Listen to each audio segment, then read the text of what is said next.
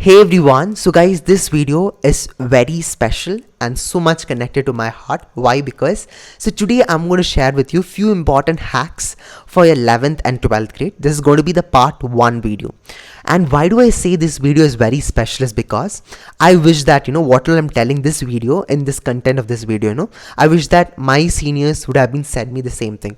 But now as I am teaching for students and I being the super seniors, or now I'm being connected to students, I feel that these messages or these kind of few important quick aspects which you need to keep in your mind, and such that your entire journey of 11th and 12th, it's going to be really beautiful.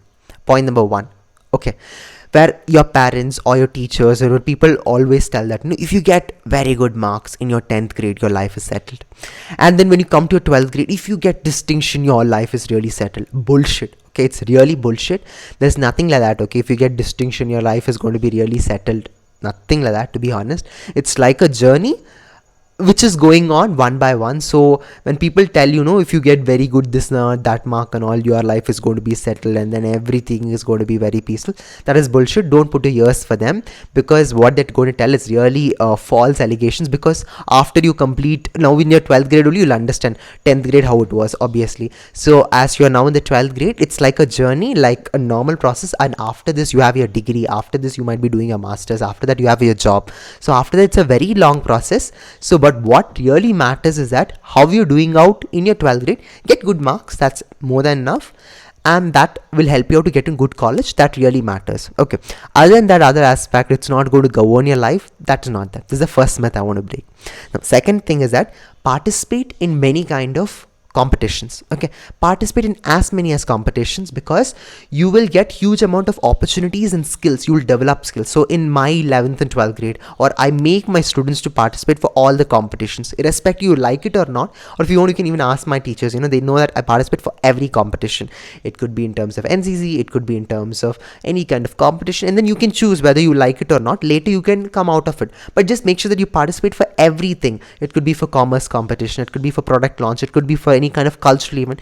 Participate for as many as events and get the certificates. Because I've observed that when I was sitting for the interview panel for students, this thing, we look for an extend the marks, but after that we also look in terms of what kind of extracurricular activities or achievements they have done, because that really counts. That certificate really counts for your future, any kind of job or internship, or for your skill development. That really matters. Even though you're not getting certificates, at least participate and develop on your skills. Okay, that's very important, which majority of the teachers doesn't allow students to do, because they'll be forcing that you have to study.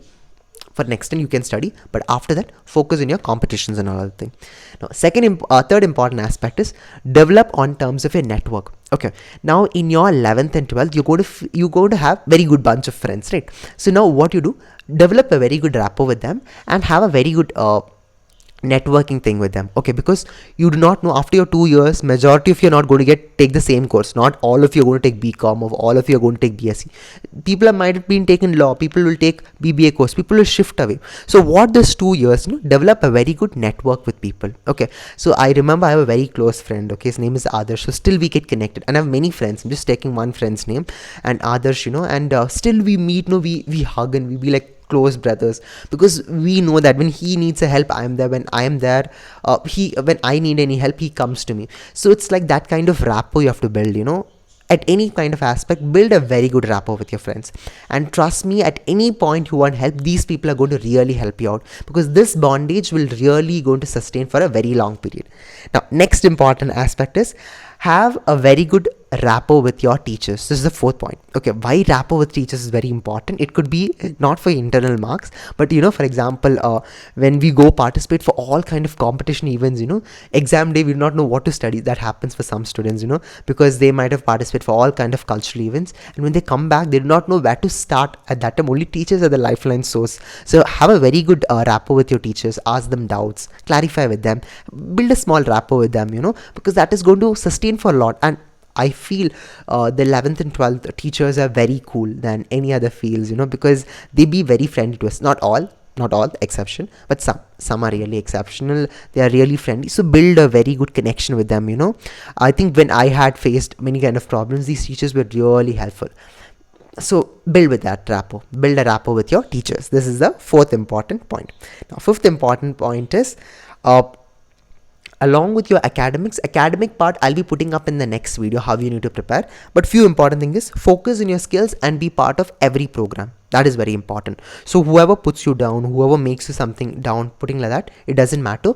Be very strong as possible. So when you come to your 11th and 12th grade, it's like a plain board. Okay, it's like a plain board. I hope you can see my back. It's like a plain place, right? So in this place you are going to design your own art, you are going to draw the things. Now what you draw, that is going to be reflected in your personality. So it's like a new start. Until 10th you were some kind of wrong person, you were some kind of not right directed person, but now as you're part of 11th and 12th grade, now this is like a plain board. Now what designs you draw, that will be reflected on you, and after that when you come to degree, a new sheet will be open. So in this sheet what you draw, that really matters.